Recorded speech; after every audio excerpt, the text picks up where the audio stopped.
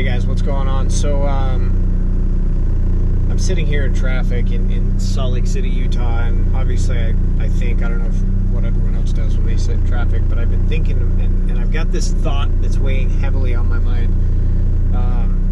based on a response that I feel like the average American always gives when they're asked, how are you doing? How are you today? Or how's it going? Or whatever. And the response is, oh, just living the dream.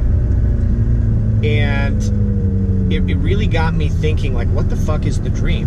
What is the dream that everybody seems to be living? Because most people, including myself a few years back, are just miserable. They're tired, they're sick, they're just miserable. And so I started asking myself, like, what is this dream that everybody speaks of, And I assume, and maybe I'm ignorantly guessing here, that dream is what is supposed to be, I guess, the American dream, right? Like, and what is that, right? In my opinion, I look back on everything that I was told or taught, right? And that was basically, Chris, we want you to go to high school. We want you to get good grades. We'd like you to get, good attendance and get some structure and some responsibility in your life. We'd like you to get a job at an early age, just to kind of understand and pay some bills maybe around the house. After high school, if parents can even afford it, hopefully, if not, their children were able to land some form of scholastic or academic sports scholarship of some form, they get to go to college, right? So that would be the next step of this American dream. Let's go to college. Let's get a degree so that we can get a great job. Well, what happens is they go to college. Typically, there's so much peer pressure that they end up in fraternities, sororities, partying the first couple years, changing their majors multiple times because they have no idea what the hell they want to do in life. And they end up getting their generals, and they're like 4, 5, 6 years into college, and they still have no fucking idea what they want to do with their life. Money's going out, debt's accruing, all these different things, right? Or let's just say you're the good one. You don't go out and party. You go out, you get a degree. Maybe you focus in and you get your next degree. Right now, you're just on top of the game according to this American dream. Let's say you find a partner in your school. You've been dating. Your grades are great.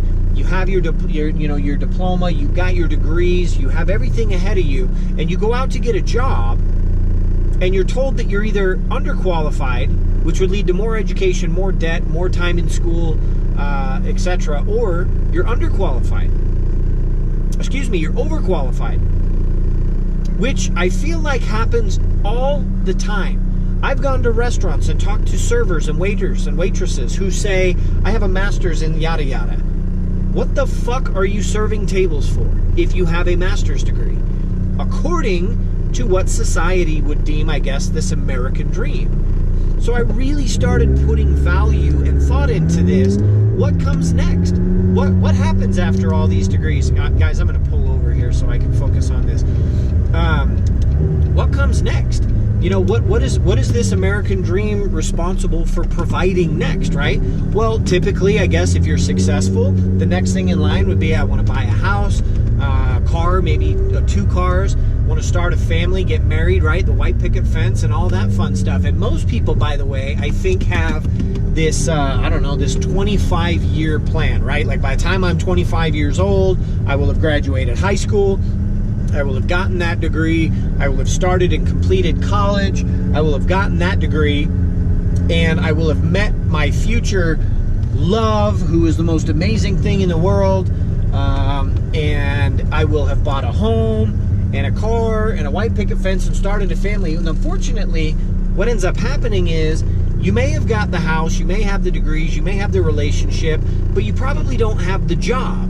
And if you don't have the job, you can't pay for all of the debt. And so what happens is a lot of unnecessary stress, frustration, the fact that we have social media where it's just acceptable to try and make yourself who you really are not, because that's the thing. It's like almost like being back in high school again, where you're trying to compete with everybody for cool points or status or followers or whatever the hell it is. instead of focusing in on what you really truly want, are willing to work for, and more importantly, deserve, right? But you end up sitting in traffic constantly in a car that you hate, that you can barely afford, with money that you don't have to pay the bills. So there's stress, there's frustration, there's animosity building in your relationship. And this is the dream. I can't do anything with my life. I don't have enough money to go on a vacation. Even if I did have money, I probably couldn't take time away from work. If I get a flat tire in my shitty car, I can't replace it because I don't have the money. You take up cigarettes because you're so stressed. Well, now you don't have money for the cigarettes, for Christ's sake. It is literally a downward spiral. And so I started, in construction, sitting here a few minutes ago, I actually physically asked Siri on Google, what is the American dream? Right? Like, what is the American dream? And it says, the ideal that every U.S. citizen should have an equal opportunity to achieve success and prosperity through hard work, determination, and initiative. That everyone should have the equal opportunity. Now here is where I'm going to enlighten a lot of you. I come from nothing. I was taught that American dream that we just discussed.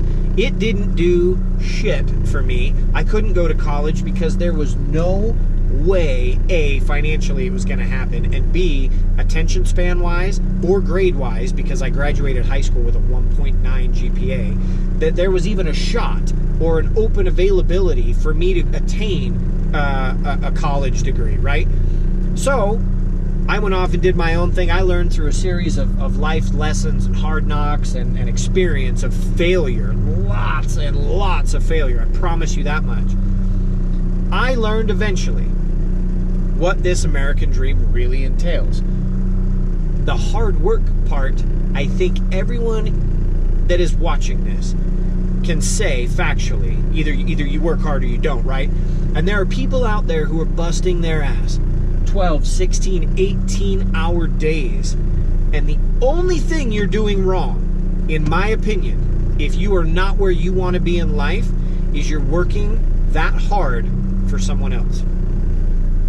The only shift that I would say in the American dream is make it not necessarily about equal opportunity and America, so to speak. Make it specifically about you. Find out what your dream is, what your goals are, what your financial end resolve is, what your total worth is, what your value is as a person or as a member contributing factor to your family, what you want your children to have growing up. Do you want them to be able to ... Do you want to live here and here? Do you want to drive such and such and such and such? Do you want to be able to go on vacation whenever you want to? I don't think that there is a specific amount of money that defines someone as being successful. I used to think, oh, if I could make $1 million, I'd be so awesome. I've made $1 million. I've made multiple millions. It doesn't define me, and guess what? At the end of the day, I've spent multiple millions. You can still be as broke, by the way, if you're making millions and you're spending millions, as you are when you're making hundreds and spending hundreds. What defines you is how your ability to learn and grow from what you have, what you use, how you got there. And I can tell you right now that along the way, you're going to learn one thing. One thing will make you more successful than the next. Working for yourself. It is the only way that I can possibly describe how someone can be utterly more responsible, more successful, quote unquote, than the next person. And it's because if you're working for yourself, you get to determine everything. The problem is, it's scarier. You have to be more accountable. You have to be more responsible. You have to be disciplined. You have to sacrifice. You have to have passion and purpose in what you do. You have to have a strong will to do better than you did yesterday every single day for as long as you possibly can. A while ago, I made a video on how to retire at 33 or whatever the hell I called it. And it wasn't a how to do yada yada job. And I think everybody goes into this with this adage of, I just want to do what this guy did and make $1 million. It's not going to fucking happen, because if you're not passionate about what I was passionate about, how would you ever have the ability and the work ethic to do what I did? Or whatever anyone else does? You have to figure out what matters most to you, what you love more than anything, so that when you put that passion and love and purpose and work ethic into it, it doesn't feel like you're working. It doesn't feel like you're getting in a shitty car to go sit in shitty traffic, to work at a shitty job for a shitty paycheck, to come home to a shitty home life because you're so stressed about your shitty life. If all of that is weighing on your soul, you probably need to figure out what works for you, what you love to do, what makes you happy, what you're passionate about. When you find that, then you just have to be willing to work so hard for yourself, not anybody else. Because if you don't work for yourself, then the American dream simply becomes this: I'm willing to go get good grades, to get a good degree, to get a good job, to get a shit paycheck at the end of the day, to pay for maybe a good house. But at the end of the day, the only dream that is coming true is the guy who decided to work for himself, put in the risk, the time, the sacrifice, the discipline, the passion, and the purpose to turn around and hire you to pay you shit, to pay you what you know you're not worth, but you're willing to take it anyway because you just need to get by so that you can accomplish his or her dreams because they chose to work for themselves. That needs to be the new American dream. I stand up for myself. I believe in myself. I know I can. I know I am worth more than I am. I know that it is not a competition with anyone outside of my friends and family circle, with anybody I can look at. I don't need to compete with any single person except who I am in the mirror. And you need to beat that person every day. You need to grow every day. Be more and more adaptive, more innovative, more creative. And most importantly, you've got to be willing to fail hard and fast and then learn from it. Learn why you failed. Learn why you fell down. Pick yourself back up and move forward with experience, with knowledge, with wisdom. When you can apply all of that in whatever it is that you love, that right there will become your dream. Your dream. And if you stop dreaming somewhere along the line, shame on you. Shame on you. You know, I have people all the time, just while I've been doing this, I've had at least 10, 15 people circle the damn car to look at it in their truck or their minivan or whatever it is because they wish they fucking had a McLaren. Well, guess what? So did I for a long time. And every other cool car when I was a kid that I had dreams and goals for. The difference is I was willing to do whatever it took to believe in myself, to work for myself. And everyone driving around here is not. They're living what they feel, what they were taught is the flock of sheep success to life. The end all be all, the high school, college degree, good job, whatever. It just isn't the case. And I hope that all of you guys right now watching, especially those that are younger, those of you that are in a high school still, that are trying to fight for some form of fucking acceptance, shame on you.